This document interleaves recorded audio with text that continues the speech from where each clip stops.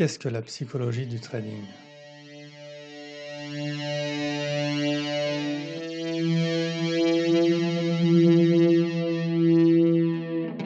Bonjour, bienvenue sur ce premier podcast du blog Trading et Psychologie. Je suis Martin et on va passer quelques minutes ensemble pour ce tout premier podcast. Donc je vous demande d'être indulgent s'il vous plaît. C'est, c'est la première fois que je fais ça, donc on va essayer de passer un moment sympa et d'apprendre des choses intéressantes. Alors, on commence tout de suite. Donc, la psychologie du trading. Qu'est-ce que c'est? Donc, on peut voir, enfin, en tout cas, je vais vous proposer ma définition de la psychologie du trading. Donc, pour moi, il y a trois piliers un peu fondamentaux dans la psychologie du trading. Donc, le premier pilier consiste à nous aider à survivre, tout simplement, sur les marchés. On va voir plus en précision ce que ça veut dire. Deuxième pilier nous permet, dans une étape un peu plus avancée, d'acquérir la bonne attitude psychologique adaptée au marché financier. Et enfin, le troisième pilier serait, à un niveau encore plus avancé, de nous pousser vers l'excellence et nous aider à nous hisser au sommet du trading. Donc, avec des sommes importantes, des gains réguliers. On va voir tout ça. Alors, je commence tout de suite avec la première partie. Donc, la psychologie du trading nous aide à survivre plus longtemps. En fait, quand on arrive sur les marchés, quand on commence à trader, on est déjà souvent, on n'a pas vraiment d'idée de ce que c'est, de ce qu'est le trading, de ce que sont les marchés financiers, du fonctionnement de tout ce système. Et les bases de la psychologie du trading vont en fait nous protéger des plus graves dangers qui nous guettent.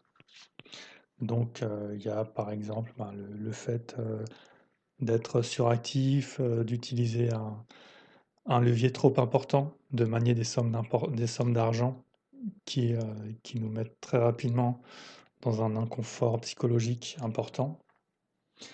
La psychologie du trading, en fait, aussi indirectement, va nous aider de par des règles de money management, de risk management, le stop loss, placer un stop dès qu'on prend une position, connaître la somme maximum qu'on est prêt à perdre, nous, nous obliger, nous contraindre à ne trader que pendant certaines périodes de la journée, un nombre limité d'actifs. Et en fait, on peut dire que finalement, une grande partie des règles du trading, donc le plan de trading principalement, et toutes les règles de money management et de risk management, sont un peu l'expression justement de ce côté protecteur de la psychologie du trading. Donc ensuite, en deuxième pilier, donc la psychologie du trading en tant que soutien pour nous, pour nous permettre d'acquérir l'attitude psychologique adaptée au trading.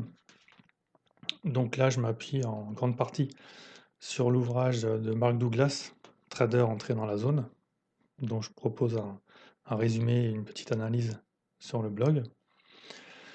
Donc là, en fait, cette partie de la psychologie du trading consiste, une fois qu'on a, même s'il n'y a pas vraiment de sens chronologique, mais on pourra dire que après nous être assurés qu'on est en sécurité, au moins par rapport aux plus grosses bourdes qu'on puisse faire en trading, la psychologie du trading va pouvoir nous aider à aller un peu plus loin, à avancer en ayant l'attitude psychologique adaptée au trading.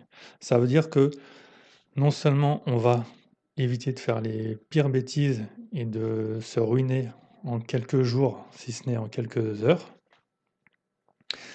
et en plus de ça, on va essayer de commencer à trader correctement, à penser, raisonner, percevoir les marchés, les événements de manière réaliste et adaptée aux réalités des cours boursiers et des cours des actifs financiers. Et donc la psychologie du trading nous reformate un peu, si on peut dire, nous reformate notre mode de pensée pour nous montrer le chemin vers un mode de raisonnement, une perception des choses qui correspond à la réalité du trading et qui nous permet d'être en phase avec les marchés, avec les réalités des marchés, qui sont en fait les probabilités, et de cette manière à pouvoir agir de manière pertinente pour pouvoir gagner. Donc principalement en fait, pour l'instant de ce que j'ai appris, ça consiste à apprendre à penser en probabilité, donc grâce au plan de trading notamment, et ne plus avoir peur de perdre en fait, ou le moins possible, puisque la peur de perdre un trade ou de perdre de l'argent nous met immédiatement le cerveau dans un mode de fonctionnement qui n'est plus adapté au trading et qui nous empêche d'observer correctement les signaux du marché. Donc ça c'était le deuxième pilier. Le troisième pilier et dernier pilier, ce serait la psychologie du trading d'excellence. Où là en fait, une fois que les deux premiers piliers commencent déjà à être assez solides, donc on ne fait plus de grosses bourdes et on commence à penser, à raisonner de manière correcte, à avoir la bonne attitude psychologique. Normalement, les gains commencent à arriver régulièrement et c'est là que commence donc le champ d'action de ce troisième pilier, puisque avec le succès, on a de nouvelles émotions qui peuvent arriver, une sorte de témérité, excès de confiance, donc il faut faire attention à ça. Rester calme et ne pas se croire arrivé, ce qui peut arriver, ce qui peut se passer très facilement. Et donc ça, c'est une première chose. Et ensuite, le fait en fait qu'avec les gains qui s'additionnent, en général, au bout d'un moment, on augmente le levier, on risque de plus grosses sommes d'argent. Donc on manie de plus grosses sommes d'argent et ça peut déclencher de nouveaux biais, de nouvelles émotions, de nouveaux obstacles psychologiques en fait, qui peuvent être ennuyeux pour la suite. Donc là, au moment où j'enregistre ce podcast, j'en suis pas encore là, puisque je manie encore des sommes assez raisonnables. Mais voilà, je pense que ce sera intéressant d'étudier ça ensemble quand on y arrivera. Et puis donc après, là c'est pas seulement quand on gagne plus d'argent, c'est valable en fait dès le début, mais particulièrement à partir du moment où on a déjà la bonne attitude psychologique.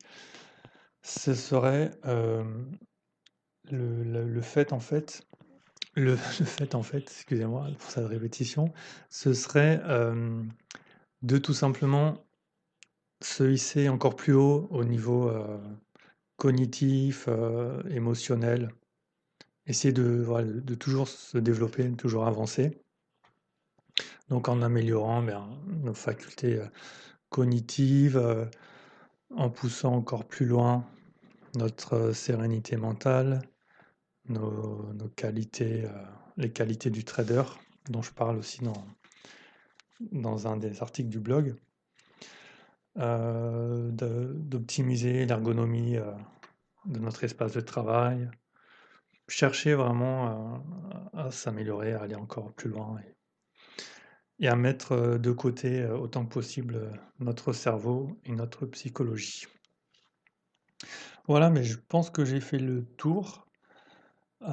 Si vous voulez, revoir un peu ces informations, vous pouvez consulter mon article qui s'appelle aussi, «Psychologie du trading», qui est sur le blog.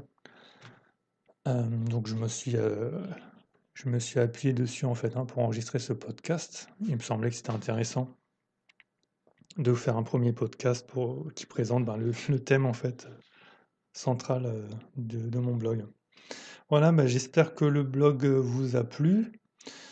Je vous invite à mettre une note, au podcast ou alors à mettre un petit commentaire, à, aller visiter un peu le blog et puis, ben, si vous voulez, entrer en contact avec moi, faites-moi signe, envoyez-moi un petit message, ça me fera toujours plaisir.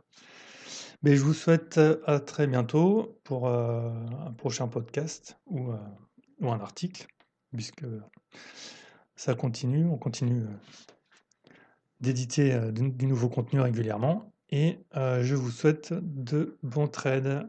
Merci, à bientôt.